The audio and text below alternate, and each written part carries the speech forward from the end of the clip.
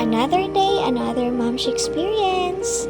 Matapos nga ang nakakapagod na maghapon para sa ating mga Momshi, abay syempre, we need a break.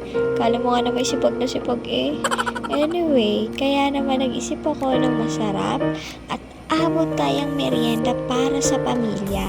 At ang naisip ko nga ay egg and tuna sandwich. O diba pinag-isipang maigi. At ayan na nga nire-ready ng mga ingredients.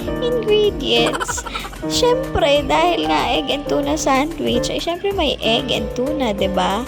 So, separate lang natin yung oil ng tuna, tapos yung egg, boiled egg lang. So, diba? Ang bilis lang gawin, pero hindi ko magawa. Asawa ko talaga yung gumawa. At yan, syempre may sandwich at hindi mawawala ang mayo. At ayan, dinudurog ng mga itlog. Maka-itlog naman. Durog-durog lang, halo-halo. And next na is add mayonnaise. So, bahala na po kayo kung gaano kadaming mayonnaise.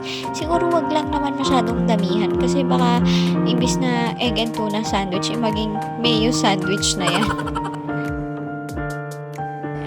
Wow! Mukha lang yan ganyan pero masarap yan. Swear. Ayan oh, haluin nyo lang ng mabuti. Masarap talaga yan. Sarap niya ilagay sa tinapay, promise.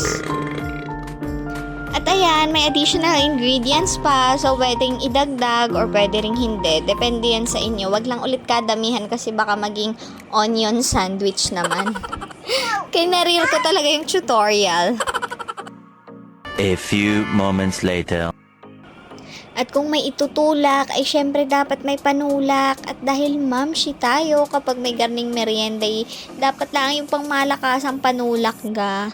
Kaya naman po nagpa-deliver ako na rin at talaga lang ay crave na crave.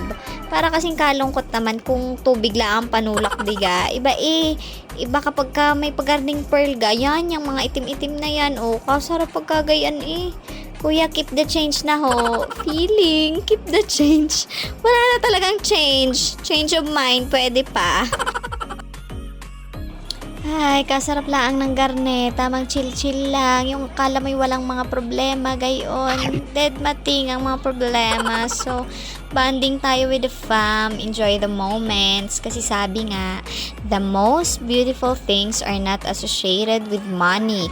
They are memories and moments. If you don't celebrate those, they can pass you by. English yarn. So, ayun lang po mga kamamshi. Sana may natutunan kayo sa egg and tuna sandwich kahit ang hirap gawin.